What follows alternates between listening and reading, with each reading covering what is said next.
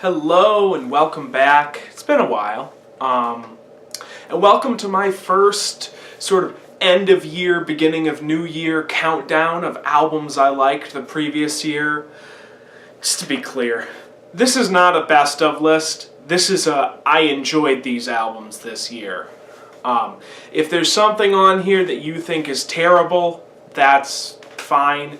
If there's something that you think was amazing that I put at the bottom of my list, it's just my opinion. Don't think much of it. It doesn't really matter at the end of the day. Anyway, 2018 I think was a pretty decent year. Probably listened to more new albums in 2018 than in any other year since, probably 2015 or 2016. Kind of had a 2-year period there where I didn't listen to very much that was new at all, but this year, a lot of stuff came out that was really interesting to me, and I have a pretty decent amount to say about it, so let's begin with my top 7 most enjoyed albums of 2018. So number 7 is Kanye West's Ye. Now, this album surprised me because Kanye was on this kick for like a year and a half where he was saying all of this dumb stuff. You know, like it wasn't just the Trump support. A lot of it was, but like he was saying really dumb stuff like the whole slavery is a choice thing, etc. So I was cringing when this album was released, and then he released that horrible song, that horrible single a little while before that. I was fearful when this came out. I was like, oh my God, is he gonna put out a stinker? Because he hadn't yet. You know, I didn't like The Life of Pablo all that much, but it wasn't that bad. But I listened to this album, and actually I was very pleasantly surprised. It's no masterpiece by any stretch of the imagination. It's probably the second weakest thing he's done this decade, actually, but it was such a relief that it wasn't just stupidity and just idiocy and him going on about all sorts of things that he had been going on about, that I actually wound up liking it a lot. I really dig the production style. I like that he was doing more with the R&B again, like he did in the old days. And there were even some moments where lyrically it felt like we were getting some of the old Kanye, some of the more intelligent Kanye who had things to say that weren't just, I am so great, look at me, don't you wish you were me, I am so great. Which is pretty much what he's been saying since like 2008. All in all, it's, like I said, it's no masterpiece, but definitely check it out. So number 6 is Mgmt, Little Dark Age. And before we talk about this album, I just gotta ask, are we ever going to stop with the 80s nostalgia? Did the recession so profoundly destroy the personal wealth of anybody under 40 that we're just never going to move out of 80s nostalgia mode, and we're just going to keep wishing it was 1985 until our civilization eventually collapses when the methane released from the polar ice caps makes Earth uninhabitable for human life? Now, with that being said, Little Dark Age is a really good album. As much as I just complained about the 80s retro synth pop thing, it works wonders for Mgmt on this album. And they have this really cool vibe here that reminds me a lot of how some of the more commercial progressive rock bands tried to go pop in the 80s, you know, and it winds up actually reminding me a lot of like some of the mid-80s Alan Parsons Project albums, where they were like completely gave up on the conceptual stuff and we're like, we're a synth pop band now. And it fit, like I said, it fits Mgmt. There's kind of a dorkiness to a lot of those 80s prog pop albums that I think really fits them well. Although, that being said, I still don't like it as much as, certainly at least their first 2 albums, but it's still pretty good.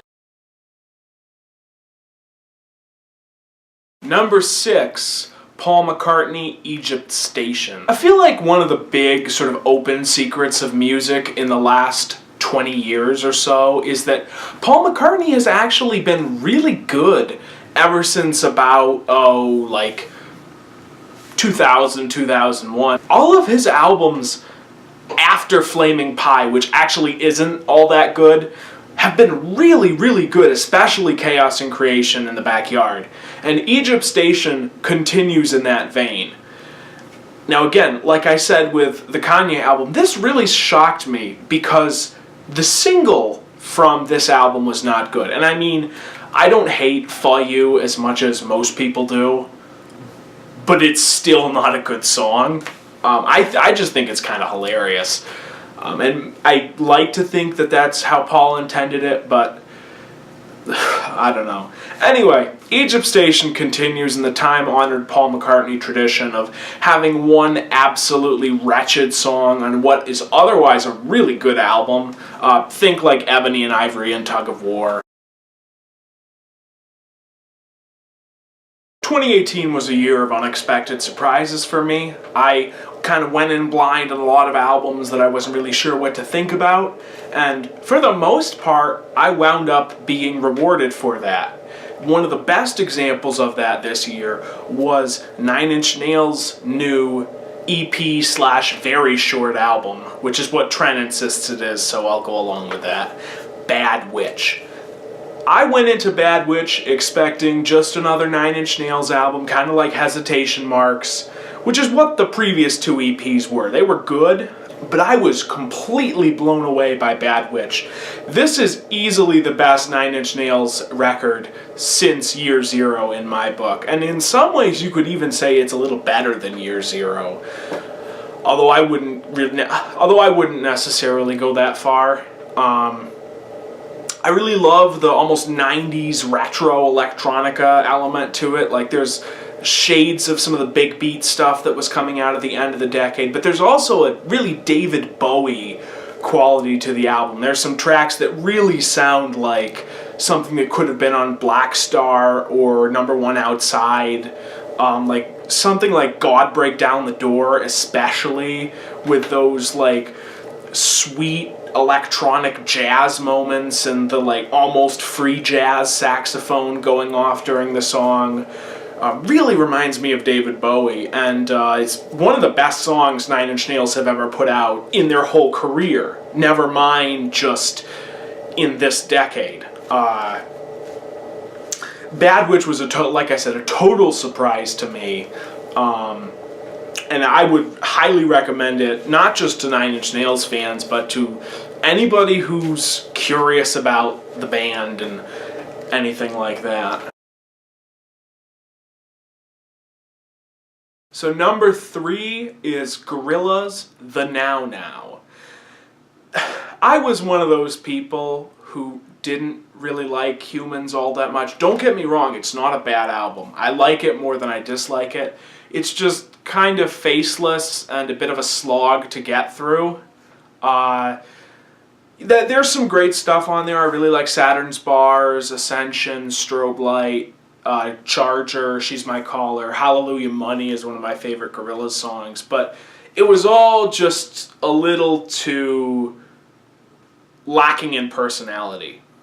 So, about a year later, we get The Now Now, which is, in many respects, just Gorillaz, The Apology. It very much feels like Damon looked at all the critiques of Humans and said, okay, I'll make an album that is exactly what people said Humans should have been. And so you get an album that has not terribly many guest performers and is mostly just Damon.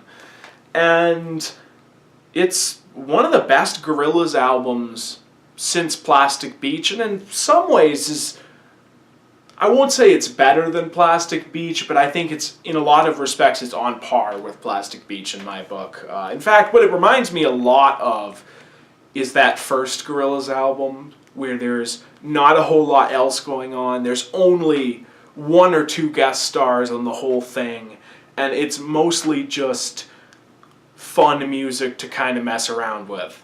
And that's very much the vibe I get here. There's a very fun, sort of relaxed vibe to the album, even though the lyrics are as depressing as Damon Albarn lyrics in the 21st century have been.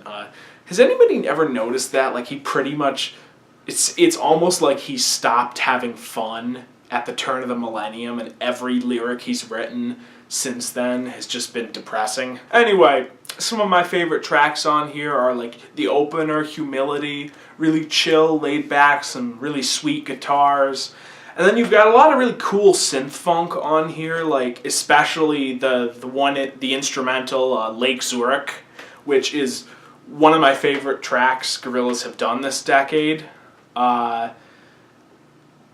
Yeah, it's a good album. I would highly recommend it if you haven't checked it out already.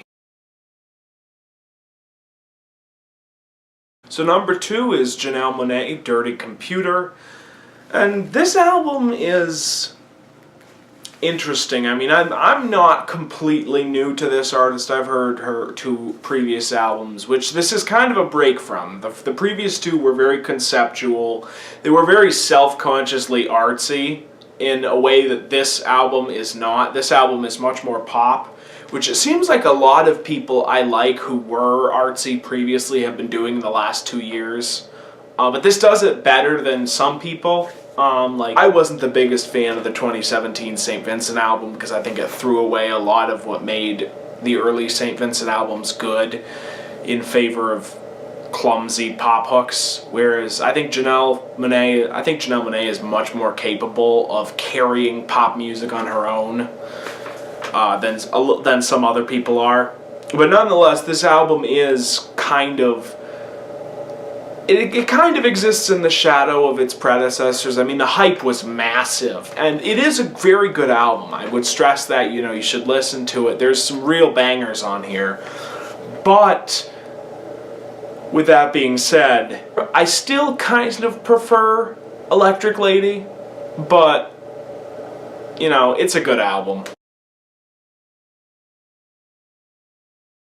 So, my number 1 album that I enjoyed from 2018 is, funny enough, another Damon Albarn project, but also an album I didn't actually get around to listening to until 2019. This came out of nowhere. Like, I didn't even hear about this album until probably a month after it came out. And that album is The Good, the Bad, and the Queen, Mary Land. This was a project I never thought was going to get a follow-up.